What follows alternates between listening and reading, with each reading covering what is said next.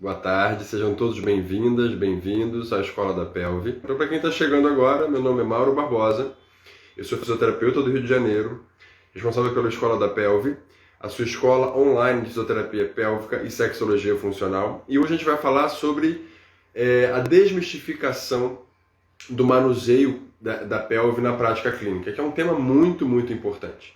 É importante porque a gente vai trabalhar numa área que é uma área onde socialmente, né, não é permitido que se manipule essa região. E quando eu falo socialmente, porque tem questões aí importantes, inclusive, do porquê não manipular isso socialmente. Por que não é uma região exposta, né? Eu consigo expor o meu pescoço, mas jamais poderia expor a minha pelve, por exemplo. Então, mesmo no ambiente litorâneo, de praia, piscina, por exemplo, a gente não vai estar com essa região descoberta. E aí eu trago sempre uma analogia muito interessante, para quem não conhece a pelve ainda e está sendo apresentado agora.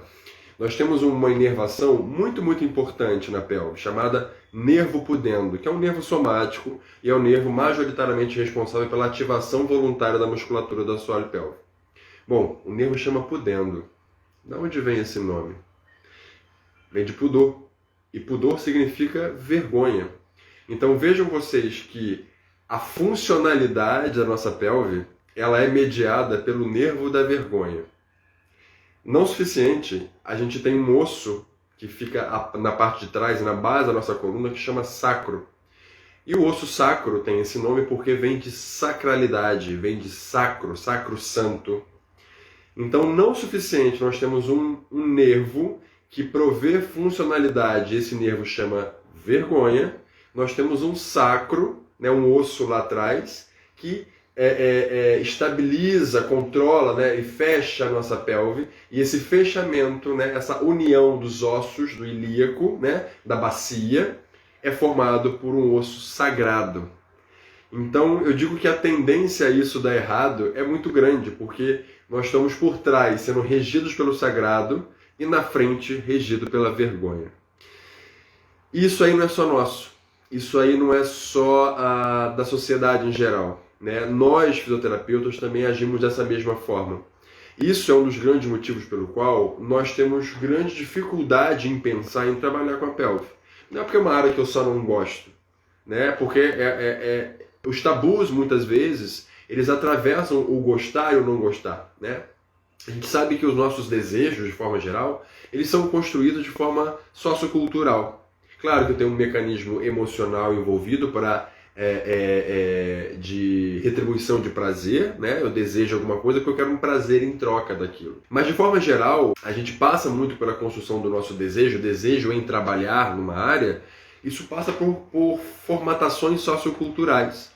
E aí se a gente for pensar que nem chega no aspecto sociocultural, estou falando do aspecto físico, anatômico, orgânico, né? Certamente foram nomes descritos pelo médico, aí já certamente nesse momento aí o Foucault, né, que estaria se debatendo aí na sua tumba, porque fala justamente sobre essa capacidade, esse biopoder, fala sobre a biopolítica. Então, quanto a força médica, e eu falo de médico, não se sintam acuados quem é médico está assistindo por aqui, ou se porventura você vai ver essa live depois, porque não é para você, não é sobre você que eu estou dizendo, estou muito sobre a instituição. Isso é uma outra coisa e é histórico isso, tá bem?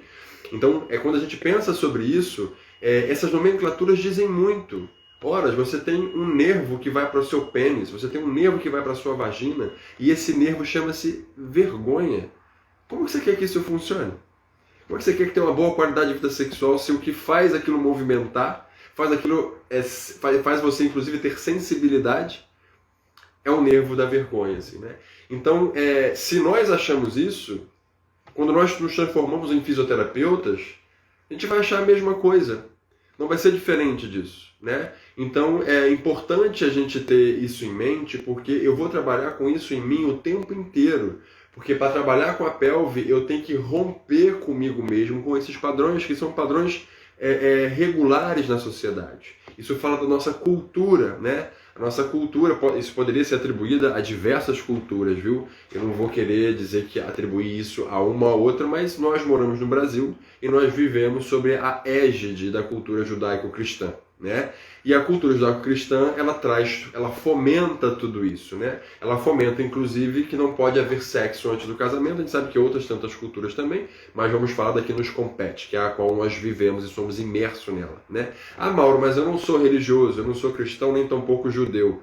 Não interessa, você cresceu nesse meio. Né? A escola onde possivelmente você estudou, rezava o Pai Nosso, né, durante a entrada. Né? Então são coisas que a gente usa muito o recurso religioso no nosso cotidiano aqui no Brasil. Isso é muito comum e eu não estou falando isso que é positivo nem negativo, tá, gente? Eu estou dizendo o que isso traz por trás, o que isso vem associado, né? Quais são os papéis das mulheres dentro dos aspectos religiosos, né? Pensando no aspecto judaico-cristão, por exemplo, e aonde entram os homens, o que é permitido aos homens nesse lugar. Então tudo isso fala sobre as crenças que constroem a nossa vida. Vai ser a crença que vai construir a nossa relação de trabalho e nós vamos ter que lidar com isso cotidianamente com cada paciente que entra no nosso consultório. Mesmo que você seja uma mulher, seja uma fisioterapeuta e você vá atender mulheres. Mesmo que você seja um homem fisioterapeuta e você vai atender a homens. Ou vice-versa, ou se você é homem e atende mulheres, ou você não tem restrições com relação ao gênero ao qual você atende. Essas questões elas vão estar o tempo inteiro sendo atravessadas na sua prática clínica. Então, na verdade, a gente está falando que tem aspectos de gênero envolvido dentro da nossa atuação em assoalho pélvico.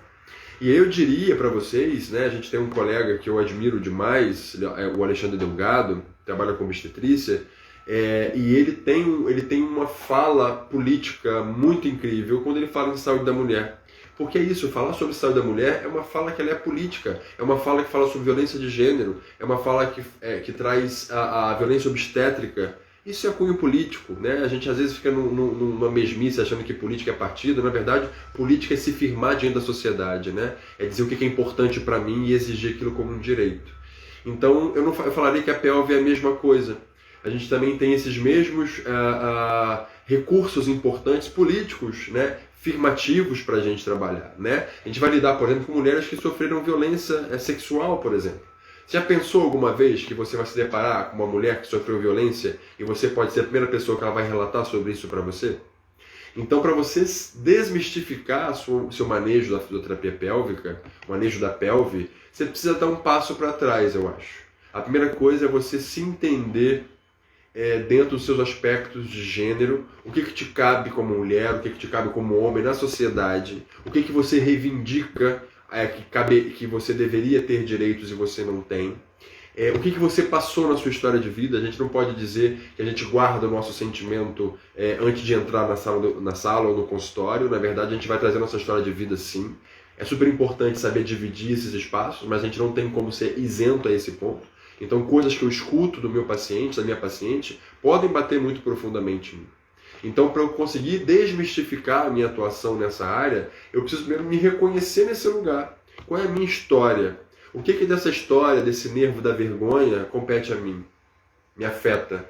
O que essa história desse osso que funde a minha pelve, que é o osso sacro, o que isso atravessa na minha existência, né? Qual é a relação que eu tenho com a minha pelve que automaticamente me transpõe na minha relação com o meu gênero, com a minha sexualidade? O que isso comunica dentro de mim? Qual é a tranquilidade que eu estou nesse lugar? Eu chamo isso a atenção para vocês porque essa é a primeira grande ferramenta de um fisioterapeuta pélvico. Ele reconhecer o lugar dele, né? E é um lugar como indivíduo, porque ele vai tratar pessoas. E existe uma teoria postulada por Jung, né, que foi um discípulo de Freud, para quem não conhece, e ele fez, né, ele trouxe uma teoria a partir da psicanálise, e o Jung ele fala sobre o cuidador ferido, que tem a metáfora de Quiron, né, que é um centauro, um centauro super importante da mitologia grega, e Quiron, na verdade, ele foi ferido. E o Quiron, na verdade, hoje em dia, ele é visto como a repercussão dele, a gente o reconhece mitologicamente como sendo um ser mitológico da cura, da medicina, né, do cuidado, porque ele foi ferido, né, por uma flecha e poderia ser morto por essa flecha, porque era uma flecha envenenada, e ele cuidou, né, ele cuidou dessa flecha para que não morresse, né, dessa flechada, né? E era um ser muito especial, né? Se forem buscar sobre a história de Quirón, era um ser muito especial. Então, como que o Quirón ferido, vai cuidar de outras pessoas? É cuidando de si primeiro. Então, para Quirón, esse centauro, começar a ser reconhecido como um cuidador, ele precisou se cuidar em primeiro passo. Então, para a gente desmistificar a pelve, isso é fundamental vocês guardarem isso. Para quem está começando, para quem nunca ouviu falar sobre a pelve, para quem está terminando a graduação e para quem já atua. Cuidem das suas feridas que remetem à sua pelve, né? Isso fala muito da sua sexualidade. O que você tem para si não é o que o outro tem para si. A maneira como o outro experiencia a sua sexualidade não diz respeito a você. Quando a pessoa vem lhe pedir ajuda, ela não quer que você a julgue de qualquer maneira ou de qualquer assunto que ela venha trazer para vocês. Literalmente, ela está buscando cuidado e suporte, né? E é um suporte técnico, tá? O meu lugar não é de amigo. Eu não estou ali para escutar o lamento. Na verdade, eu estou ali para intervir sobre o que eu estou escutando. E aí eu estou falando isso, mas está parecendo algo da psicologia. Não. Nossos pacientes trazem esses atributos emocionais muito pesados para as disfunções pélvicas, sejam elas quais forem, de uma mera incontinência urinária até um caso mais grave de uma disfunção sexual, como o vaginismo, por exemplo, que claramente está relacionado à sua função sexual. Então, para desmistificar a minha atuação clínica, técnica como fisioterapeuta, reconheça-se. Saiba quem é você nesse lugar, né, como indivíduo, como indivíduo politicamente, no sentido de o que você demanda, né, de cuidados da sociedade, politicamente falando, o que você deveria ter de cuidados e você não tem.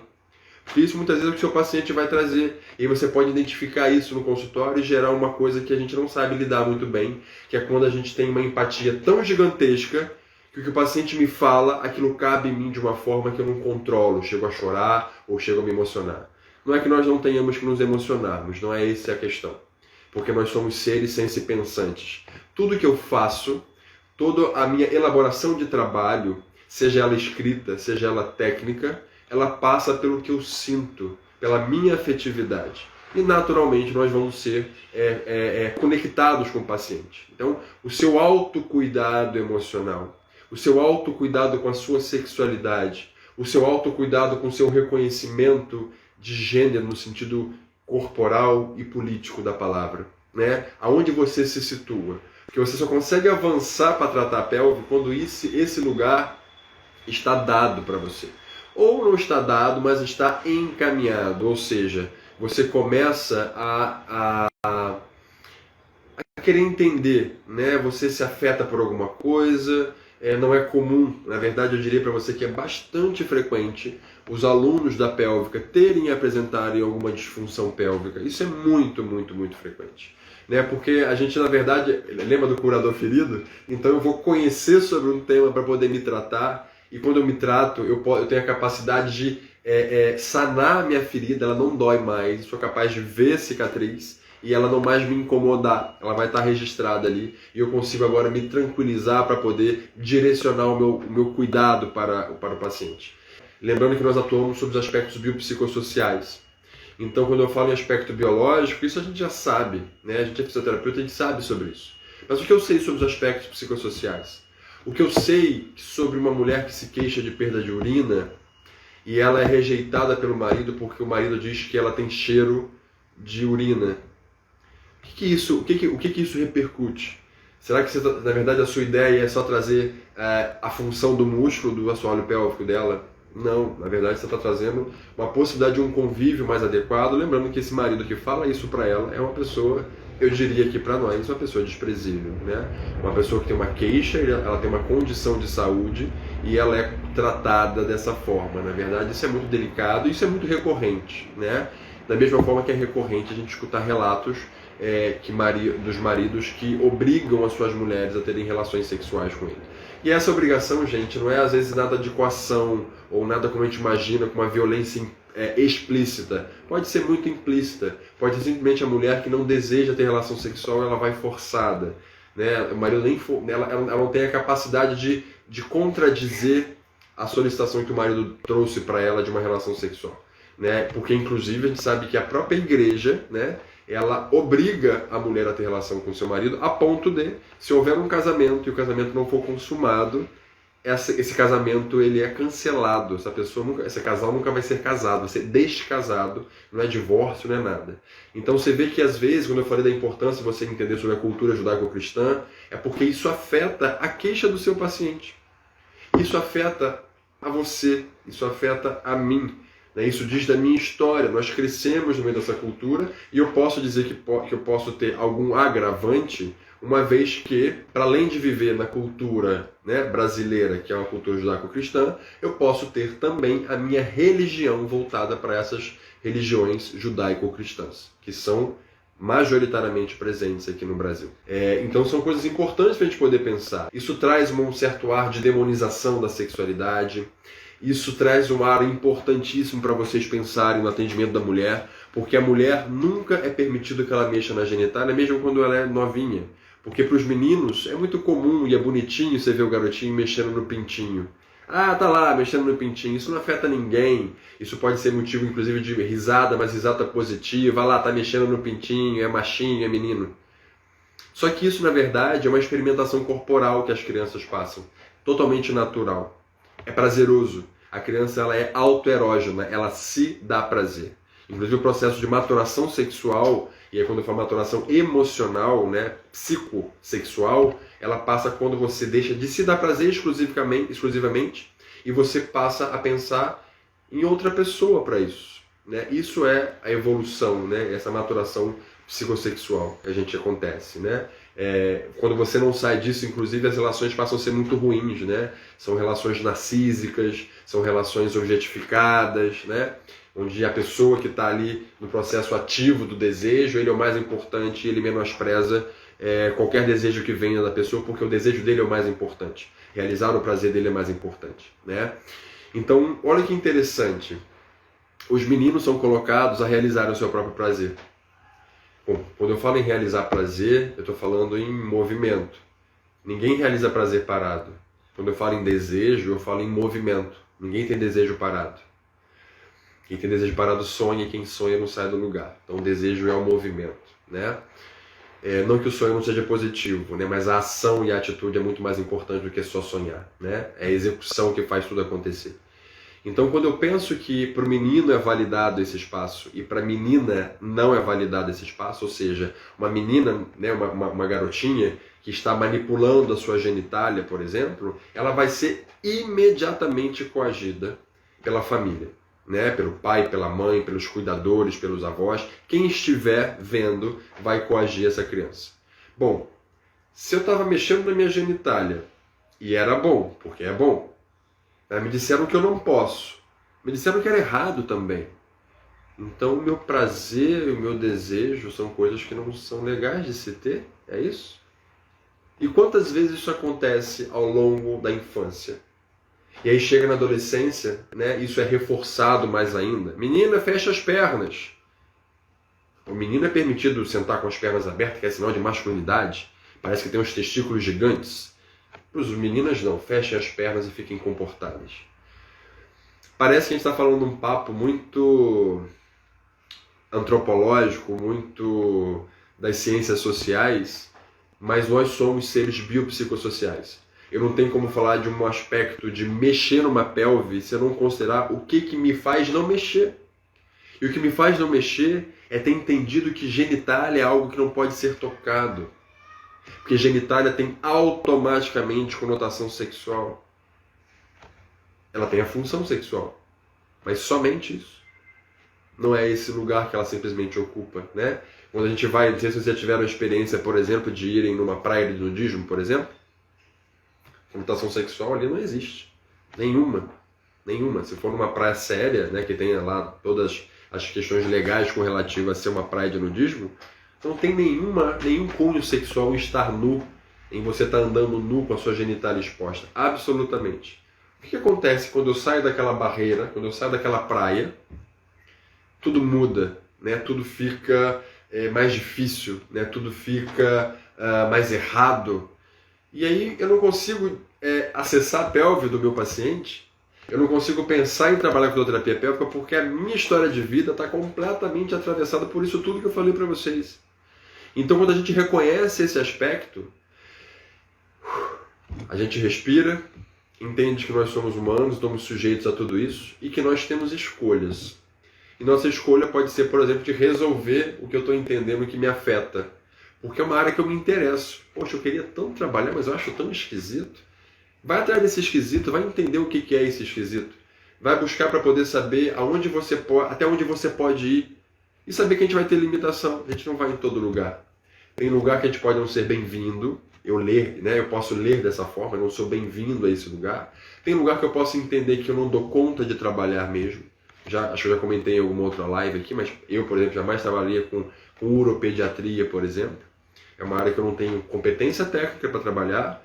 Não é um problema, porque é uma coisa que eu sei e eu tenho segurança para dizer sobre isso. E não preciso ultrapassar esse limite, né? Porque para mim lidar com criança é algo que me demanda um emocional que eu acho que eu não tenho. Eu preciso me forçar a passar por esse lugar? Na verdade, hoje eu penso que não. Talvez anteriormente nem tanto. Inclusive já tive trabalhos voltados à uropediatria no Hospital Federal daqui do Rio de Janeiro, numa pesquisa que a gente fez sobre crianças com bexiga neurogênica, na verdade, adolescentes com bexiga neurogênica e a sexualidade deles, né? Então, a gente fez uma investigação ali sobre como isso acontece, sobre a percepção dos corpos, né? Como é que é essa maturação sexual, psicossexual, por onde isso passa, se é igual ao das crianças que não têm bexiga neurogênica, né? Então, eu cheguei a passar, mas é isso, eu dei o meu olhar, né? É o que eu posso fazer, eu posso olhar dessa forma, né?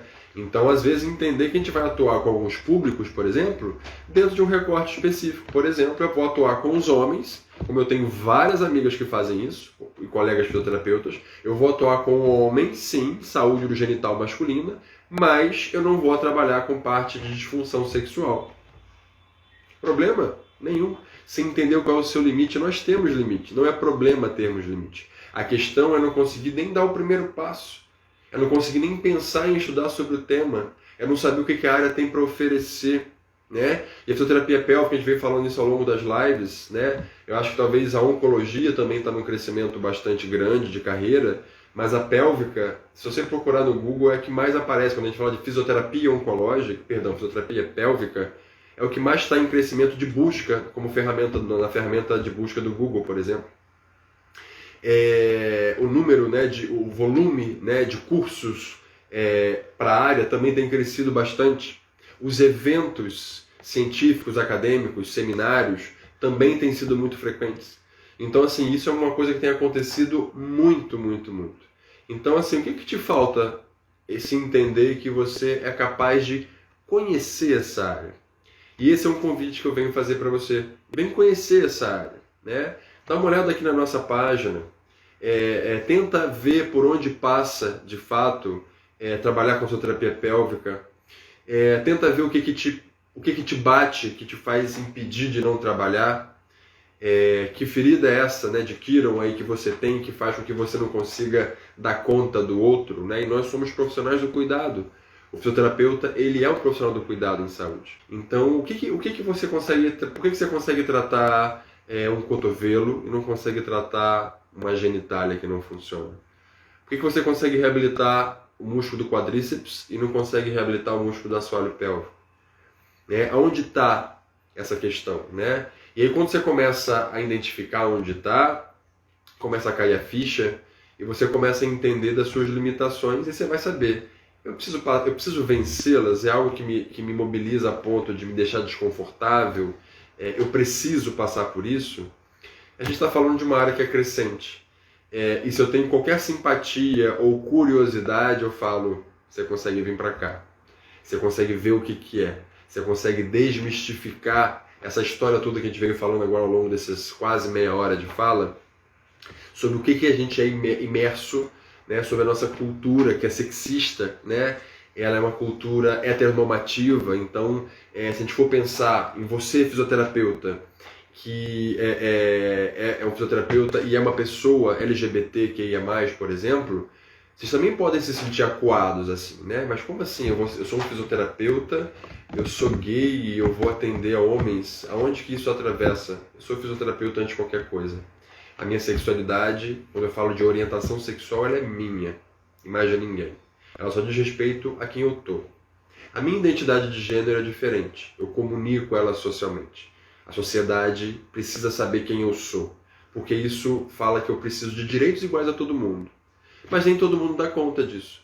No ambiente de uma sala, de um atendimento, de um consultório, você é um fisioterapeuta, você é uma fisioterapeuta. Então a repercussão disso não deveria acontecer. Tal qual não deveria acontecer distinções de gênero do fisioterapeuta para atender este ou aquele gênero de paciente. Isso não deveria acontecer, porque na verdade eu sou um profissional, sou técnico. Eu estou ali para executar o meu trabalho. Eu não estou ali para ser questionado sobre essas questões, mas eu tenho que ter ciência disso. Eu posso saber o quanto isso repercute no meu conhecimento sobre essa temática, né? A mesma coisa eu posso pensar, por exemplo, de fisioterapeutas que sejam lésbicas, por exemplo, né? Aonde isso pode bater nelas, o desconforto que elas podem vir a apresentar, mas aí se souberem que eu sou lésbica e eu trabalho com fisioterapia pélvica e eu atendo mulheres, não entendi qual é o problema. Aonde a sua orientação sexual entra no atendimento? Em lugar nenhum. Né? A sua orientação sexual é sua e das suas parcerias sexuais, dos seus parceiros, das suas parceiras.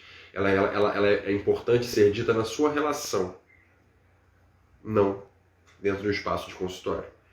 Mas sim, nós podemos usar o nosso espaço de consultório como algo político também, no sentido de ajudar essas pessoas. Então, quando eu estou no espaço atendendo mulheres, por exemplo, talvez seja importante eu marcar a importância de questões políticas, né, das políticas públicas para as mulheres, por exemplo, sobre a questão da Lei Maria da Penha, por exemplo, né, porque pode vir uma mulher para mim que tenha sido abusada, sido violentada, né? Isso é uma coisa muito importante de se saber. Como é que eu vou manusear isso? Não é só mexer. Quando isso tudo cai, quando essa cortina furada, suja, é tirada, né, a gente vê uma janela aberta. E é ali que a gente vai tomar o melhor sol do dia, sabe? É ali que a gente vai receber a nossa vitamina D. É ali que a gente vai ficar feliz, porque o sol traz felicidade. A gente geralmente tende a fazer um movimento de cabeça para cima. E quando o nosso cérebro entende que eu olho para cima, o cérebro deseja quando ele olha para cima. Então, à toa, as pessoas que têm depressão, elas olham para baixo, porque são pessoas que não desejam. Então, isso é um movimento que ele é muito importante. Então, vamos tirar essa cortina aí dessas histórias, dessas crenças, desses tabus, né? Dessas marcas sociais que a gente traz. Por um momento elas são compulsórias, né? Nos atribuem e a gente acha que a gente não pode se desvencilhar dela de forma alguma. Mas será que não? Será que eu não posso escolher os meus próprios caminhos? Será que eu não posso escolher aonde eu vou pisar e não aonde me pediram para pisar? Né? Ou às vezes nem me pediram, às vezes me colocaram nessa trilha. Me botaram num caminho e falaram agora, anda. E é uma trilha que eu fico completamente desconfortável em andar. Né? E essa trilha, na verdade, a gente pode tentar achar brechas mais confortáveis para poder andar. Né? Então isso é um autocuidado. O fisioterapeuta ele precisa ter um autocuidado muito grande para ele poder conseguir tratar o outro.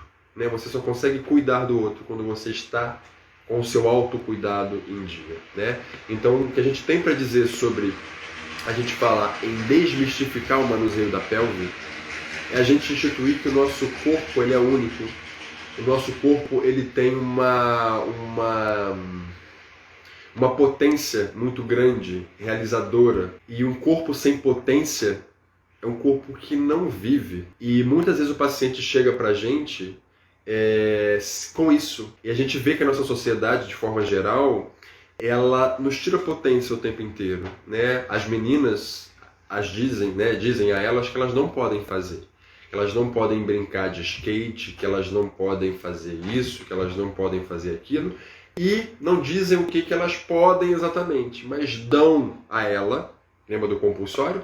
Dão a ela os brinquedos. Problema, Mauro, em brincar com este ou aquele? Não, a questão é não ter uma outra opção, caso você não goste de brincar com aquele brinquedo. E a criança, ela se firma como indivíduo brincando. Ela forma o seu psique, né? A sua dinâmica de vida ela começa a aparecer nas brincadeiras. E aí você impede a criança de brincar como ela gostaria. E aquilo é só uma brincadeira. Aquilo é a forma que ela tem de experimentar as vivências que ela enxerga ou que ela deseja, que ela quer fazer, mas a ela é impedido. Meninas não podem ter carrinhos, por exemplo. Né? E isso tudo constrói a nossa falta de potência, a nossa inanição, sabe assim?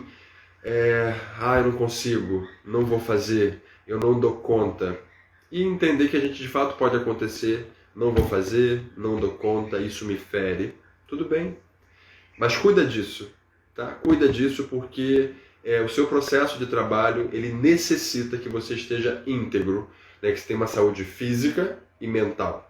Física porque eu vou ter que manusear meu paciente, né? E eu, especialmente, que trabalho muito com a parte corporal do paciente, com terapia manual, eu estou lá entre a perna, né? Levantar a bacia, suspender o braço, elevar a perna. Saúde física também está sendo importante nesse caso. Então, para desmistificar, a gente precisa dar conta de toda essa malha, dessa cortina que eu falei para vocês, que faz com que a gente ache tudo muito esquisito. Né? Vou mexer na pelve, vou botar o dedo na genitália, eu vou tocar lá dentro, e se tiver xixi, e se tiver cocô? Você não faz xixi, não faz cocô? Você não se higieniza depois disso? Eu não entendi exatamente onde é o problema. Se é algo fisiológico, natural, do ser vivo, né, dos animais, aonde está o problema exatamente? E por que você tem problema com isso? Né? Então entender. Mauro, então, mas assim, eu me entendi que eu tenho uma limitação para trabalhar com distúrbios anorretais, né? Na coloproctologia eu não vou trabalhar, porque eu tenho uma dificuldade gigante em mexer com relação às fezes, o cheiro. Tudo bem, não tem problema. Trabalho com a parte urológica. Temos a parte uroginicológica, que não mexe nada lá para trás.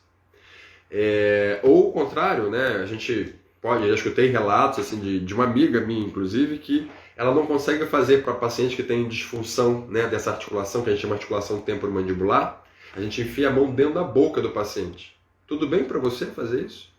Também não. Por que não pode fazer isso? Qual o problema de botar a mão na boca do paciente? Você está botando a mão na boca do paciente com qual intuito? De tratar? E qual é o problema, então, se é um tratamento? Né? Então, a primeira coisa é a gente, na verdade, se reconhecer como um profissional, como uma profissional no sentido técnico da palavra, né? As pessoas não estão ali para a gente brincar com elas. As pessoas não estão ali para a gente julgar a elas. Porque quando eu julgo, na verdade, eu estou usando a minha moeda, né? O que eu sei sobre o meu moralismo, né? A minha ética, o meu moralismo, eu uso. E aí, quando a gente fala em moralismo, a gente volta lá de novo no moralismo judaico-cristão. Então, quando eu julgo o comportamento de uma paciente, por exemplo, que gosta de certas práticas sexuais não convencionais, eu vou julgar ou eu só vou entender se aquilo está causando algum dano para ela? Porque se aquilo me afeta, eu vou julgar. Porque me ensinaram que o sexo, a única possibilidade é pênis-vagina. Fora isso, é tudo errado. Alguma criatura divina disse que isso não pode. Falaram aqui para você no seu ouvido? Essa criatura divina desceu e falou aqui? Não. Então isso são coisas que a gente traz, a gente perpetua isso ao longo da nossa vida, e isso é muito nocivo, né? Isso é muito desgastante emocionalmente pra gente, até porque a gente acha que essa é a única opção. E essa ideia da questão cultural, no sentido pesado da palavra, ela não quer que você pense diferente, ela quer que você não tenha potência, ela quer que você se limite àquela domesticação que diz qual é o seu papel como homem, qual é o seu papel como mulher. Né? Vista esse papel e siga nessa linha. E dessa forma você vai ganhar alguma coisa quando você morrer. Depois que você morrer, morreu, né, gente? Tem que ganhar nada, né? Acabou. Tem que ganhar agora, né? A vida você faz agora, em vida, né? Em movimento, em desejo, em potência. Então a gente vai desmistificar essa pelve, o manuseio pélvico, a partir da gente se tornando pessoas potentes, assim, né? Reconhecendo os meus limites, as minhas fraquezas, as minhas vulnerabilidades. Porque eu só consigo avançar quando eu me vejo nu, quando eu me vejo vulnerável, né? Porque se eu me percebo dessa forma, eu vou tratar de ver o que está acontecendo. Estou sem roupa por quê? Vamos botar uma roupa, né? Vamos para um lugar então mais apropriado que eu possa ficar sem roupa. E mesmo público, eu posso ir para a praia de nudismo. Vocês veem que as possibilidades, elas têm várias.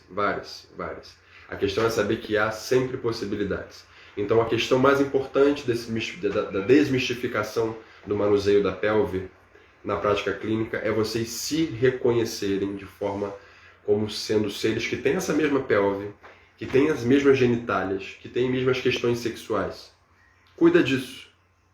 Assim você cuida do outro. Assim você experimenta a área da pelve. Assim você chega lá, que aquilo não te bate mais. A sua ferida está sanada. Você consegue ir adiante. Né? Então, meu convite para você hoje está sendo: vamos ver isso melhor juntos? Tchau, tchau.